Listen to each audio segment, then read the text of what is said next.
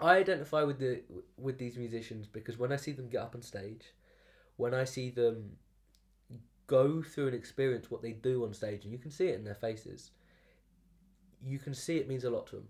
You can see it.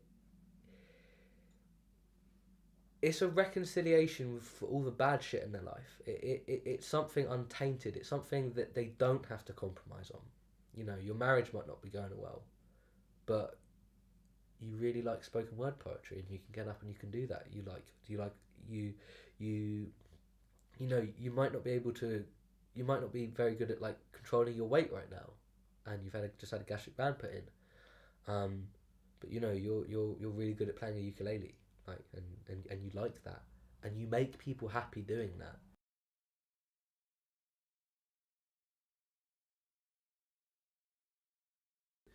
So, Tom, do you mind explaining what Matchstick Project is? Okay, so the Matchstick Project is essentially it's an organisational project in which we attempt to meet artists, get details from them, and essentially get coordinate artists so as to help them work collaboratively with each other to produce content. So to sort of explain what kind of niche Matchstick feels, I kind of want to talk about where I've come, where it's come from, and what it's evolved from.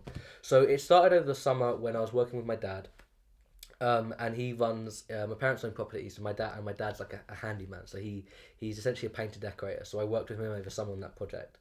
And I'm an extremely sociable person. I like going out, like having fun, whatever. And I couldn't because I'd be working these long hours at home, 12 hours a day, literally watching paint dry.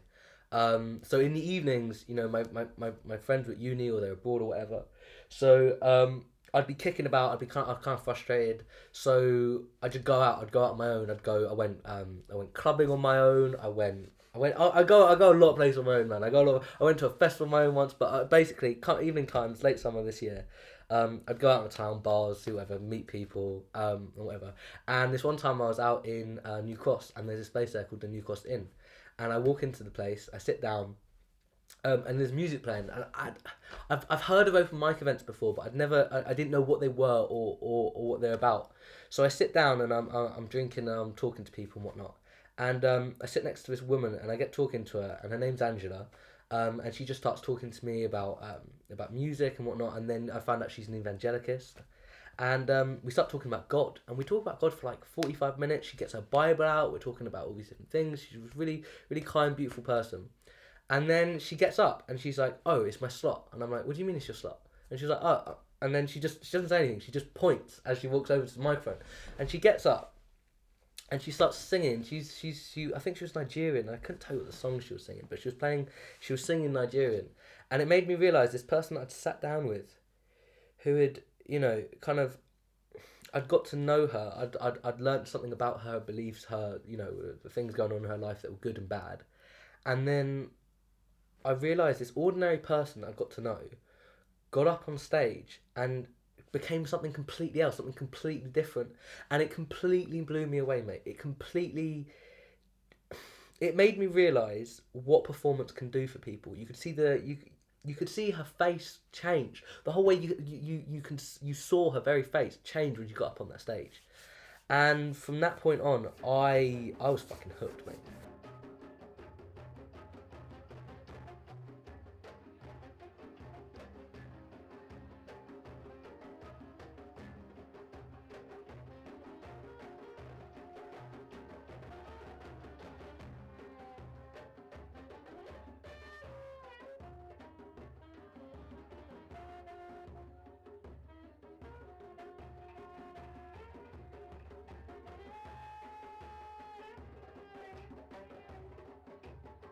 I want to take this back to Colchester. I want to take this open mic thing back to Colchester. I was looking around the internet. I knew that Colchester had open mic events, but I wanted to be more personally involved with it. I wanted to go out, approach people who, you know, university students or whatever, people, essentially normal people with busy lives who don't have enough time to or resources to go full time with their passion, and to embolden them to take it seriously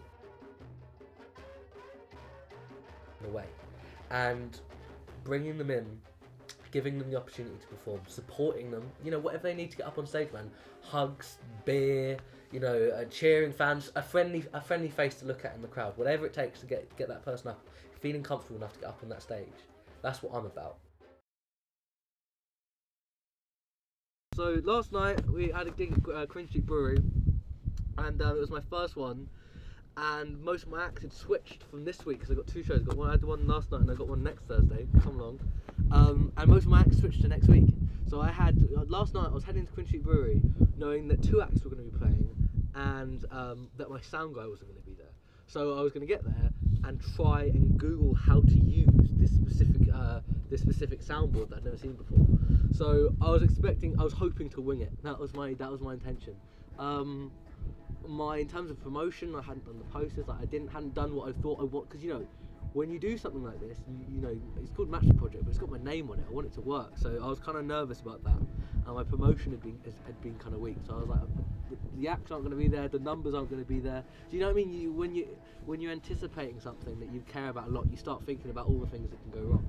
So I got there, well in my mind, thinking about all the things that go wrong, and I winged it, and it worked out, mate. We had a great night, good turnout, the acts were fantastic.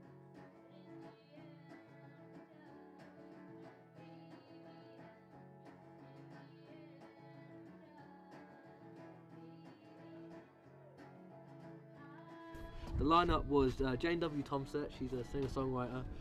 She's a woman who, well, she won't tell me how old she is actually. We had a good chat about that. But I would say she's probably in her 60s. And she is... Actually, she's a bit of a mystery woman. For a woman we have a very good relationship, me and Jane. But I don't actually know her job. I don't know how old she is. She's a bit of a mystery...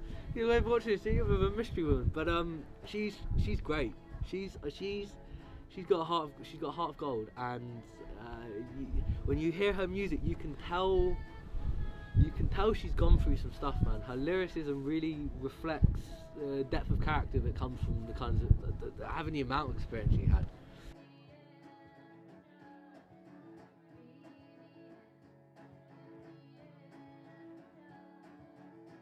And it makes you realise when you have a relationship with the person on stage, it makes you realise exactly what music is. Music is nothing mystical. It's magical, but it's nothing mystical. I think that's a mistake. When you know the person who's performing, it is slap bang obvious. It's a slap in the face obvious what music is, and it's another form of language. When you're there, an audience member, and you know the person performing, and they hit a note, or they perform, and you have an emotional reaction to what they're doing, and your face lights up. And when they look over and they see your face light up, their